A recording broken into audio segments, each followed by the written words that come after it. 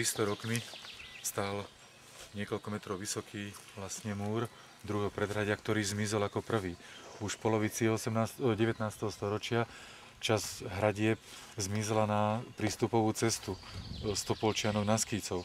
Postupne potom ľudia z okolitých dedín odvážali materiál na stavbu svojich domov a rôznych hospodárskych budov. Musíme teraz každý kameň, ktorý tu je, zdvihnúť a preniesť tam, pripraviť ho a znovu sa vráti do múrov, tam, kde patrí.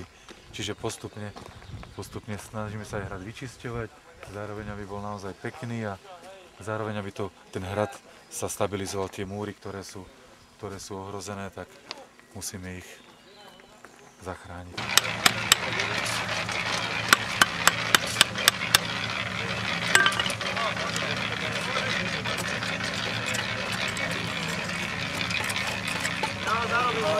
Ako je to možno, že takúto vec sa naučí žena?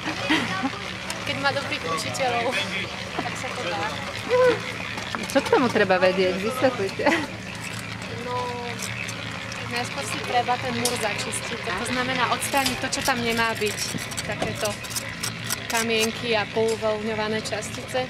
Potom ho treba celý vystriekať, pretože pracujeme vždy s mokrými nástrojmi, lebo suché by sa to nechytalo. Potom tam dáme maltu, kamene a je to. Máme tu aj žiakov zo základnej školy z Nitry, zo základnej školy Fatránska.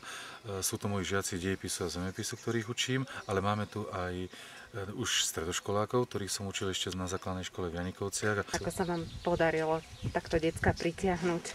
No ja som takisto veľmi rád, že máme takéto deti, že sa ich podarilo zmotivovať a že trávia voľný čas, často celé prázdniny, soboty, nedele na kultúrnych pamiatkach. Sú skvelé tie deti. Ste sa dali nahovoriť na takúto fantastickú prácu? Lepšia príležitosť, ako sa niekde potunovať. A inak ja myslím, že pán učiteľ, jeho to tak veľmi baví, že keď o tom rozprávajú, normálne tie oči tak vykajú. A že keď vidíte, že to niekoho zaujíma, tak proste dokáže ten záujem svoj preniesť na vás. Tak o tom rozpráva. Takže vás strhol, hej? Áno. Dejepis vás baví? Áno. A tu tiež dostávame takú príležitosť sa to tak inak naučiť, lebo vlastne sme na miestach, o ktorých sa učíme. Bolo treba pomôcť, tak pán učiteľ povedal, že teda bolo by dobre, keby rodičia prišli, keď boli také nárazové ťažké roboty. Tak sme sa ako rodičia pridali a teda zatiaľ nás to drží. 3-4 roky už chodíme s nimi. Snažíme sa prispôsobiť historické technológii haseného vápna a používania teda len vápeno-pieskových malt bez cementu. Z pohraníc? Chodíš tiež sem pomáhať? No, často. Koľko máš rokov? Prosím? Koľko máš rokov? 14. 14 rokov? A nosíš takéto kamene? No, aj maltu. Tešíte sa, keď sa obnoví nejaká časť hradu, keď vyrastie, už to vidíte? No však práve to je tá radosť, že prídeme a je to tu úplne také inakšie, ako keď odchádzame. No moja manželka je takisto učiteľka, učila veľa rokov prírodopis a matematiku, takže sa rozumie do kameňov, rastliny, živočíky, čiže ona takisto mi veľmi pomáha, alebo bez nej by takisto toto združenie asi nefungovalo. Združenie má ako funkciu? Je predsedkyňa správnej rady, je moja šéfka. Z čoho máte pri tejto práci naozaj radosť? Radosť?